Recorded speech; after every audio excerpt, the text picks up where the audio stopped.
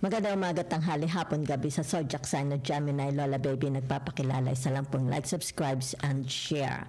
So, bibigyan ko po kayo ng reading ha. Today is 21 of April, 2:30, April 30. Okay? So, let's see the energy surrounding you. Okay? Umpisahan po natin sa inyo tinatawag na personal energy.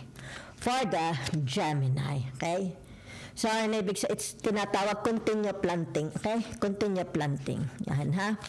It's about your career. Huwag kang titigil hanggat hindi ka umaasenso, hanggat hindi ka nagtatagumpay. Okay? So, that's your personal energy. Okay? So, ibig sabihin nito yung tinatawag, especially if you are in a career. Okay?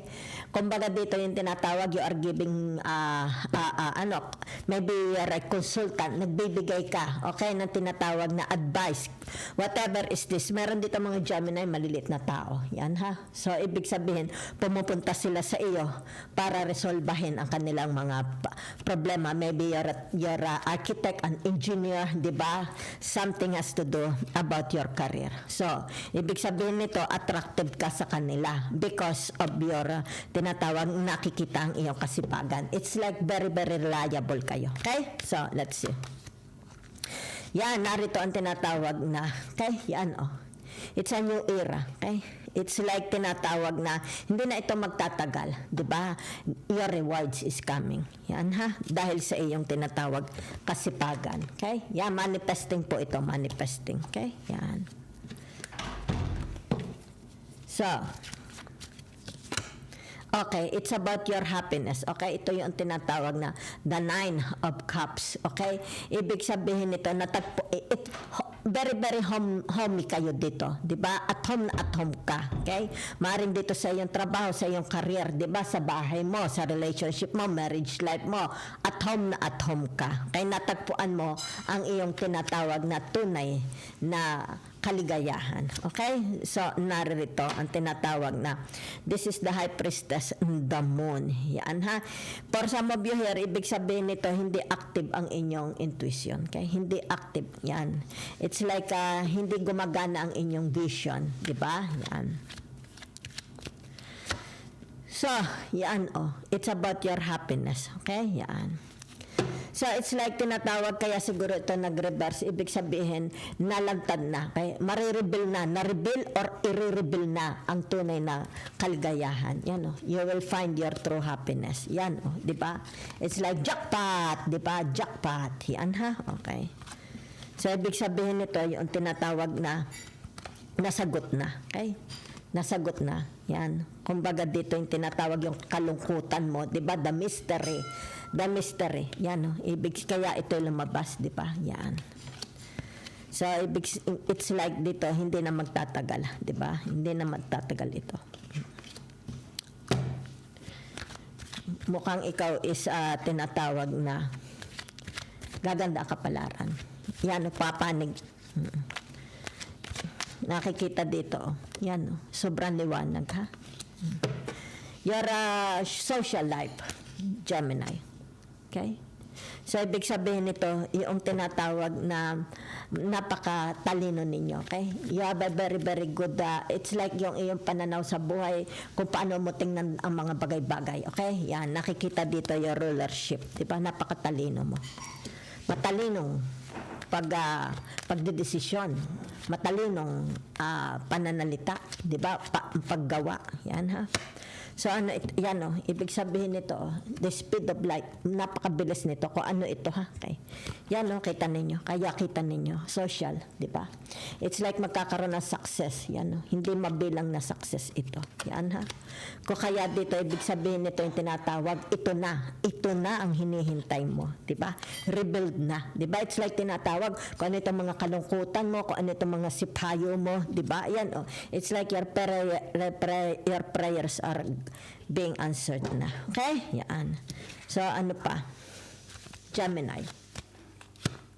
Yan, o, transformation.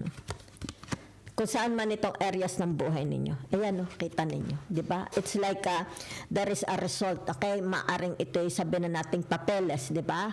Permado. Na-aprobahan. Di ba? Maaring sa immigration. Maaring sa korte. Di ba? Maaring sa school. Di ba? Maaring sa at work. Kung ano man ito. Yan ha. Gains. Yan. A lot of gains. Success. Yan It's like you are the stars above the shining stars above the sky, something like that, di ba? Popular kayo, very very popular, okay? Dati hindi kayo, walang nakakapansin sa inyo, okay? It's like naroon ka lang sa isang tabi sa dilim. Ngayon, you are shining like the stars above. Yan ha, okay? So napakaganda ha. Your social. So kung ano man ito ha, yan. Meron ditong tinatawag na mga kinakaharap ninyo. Yan ha, yan. Marami kayong kinakaharap. Ito yung tinatawag mga damdamin. Halimbawa ng mga kasamahan mo sa bahay, di ba? Yan. Paano mo nakikita dito yung tinatawag very very irritated, okay? Irritated ang taong ito. Yan ha. So pwede rin kayo o sila or pareho lang kayong irritated, di ba? Oo. Irritated sila, irritated ka rin, di ba? Yan. So naririto ang tinatawag na ayan kawang gawa, di ba? Ang iyong yan, di ba? Blessings, di ba? Kung ano ang ginawa mo, that's your karma. Okay? Yan, kita mo. Kung anong ginawa, what you sow is what you harvest. Yan ha? Yan ha? So, ibig sabihin nito, yan malaking pagbabago mangyayari sa inyo. Di ba? Yan the new you, out with the old, in with the new. Okay? Yan. So, whatever is this, yan. Very, very irritable. Kung sino itong mga very, very irritable na kasama ninyo. Okay? Yan. So, ibig sabihin nito, yung kailangan siguro ng mentor, di ba? Kailangan ng guidance, di ba? Yan. Kumbaga dito, para magsaya uli ang buhay nila. It's like kayo at sila. Okay? Yan. So, let's see the karmic energy, okay? For you. Gemini. Okay. So, naririto ang tinatawag na sadness, di ba? Yan kalungkutan. Maaring sabihin na natin hindi kompleto.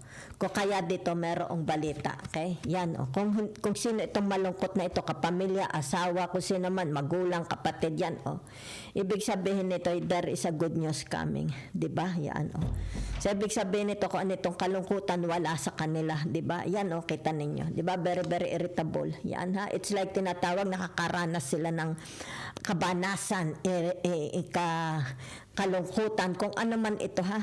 Yan. So, ibig sabihin nito, yung tinatawag, ayan, kakaroon ng tinatawag transformation ha. Yan diba? So, meron ditong tinatawag na nagsasalk itong taong ito ha. Yan. Ng taong ito, reklamador itong taong ito ha. Yan.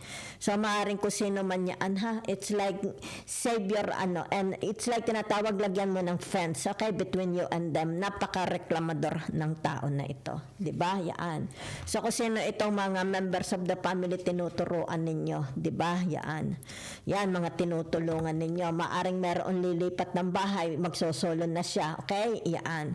Maaring ito yung mga problema. So, nakikita dito. Yan ha. It's like meron ditong, maaring ito'y titulo ng lupa, properties, will, and testament. Diba? Yan.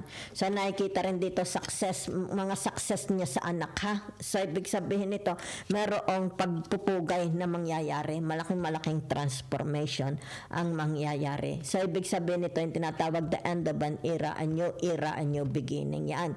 It's like madadaanan kayo ng grasya. Dadaanan kayo ng malaking grasya. So, kung ano man ito mga na-experience ninyo, yan ha. Okay? Ibig sabihin nito, matatapos ito ha. So, that's the karmic energy ha. So, may balitang malaki darating. Napakalaking balitang ito ha. So, ibig sabihin nito, yung tinatawag, maybe it has something to do about your work. Diba? Yan Marami, it's like tinatawag, maraming mga offer maraming mga opportunities, doors opening. It's like dito yung tinatawag, magiging sikat na sikat ka. It's like matagal kang nakulong sa dilim, ngayon masisikatan ka na. Kung ano man ang ginagawa ninyo, ha? Yan, masisikatan ka na. Yan, ha? So that's it for you, nakikita ko po, ha? So continue planting, okay? Continue planting kung ano itong ginagawa ninyo. Sapagkat nakikita dito, it's about success.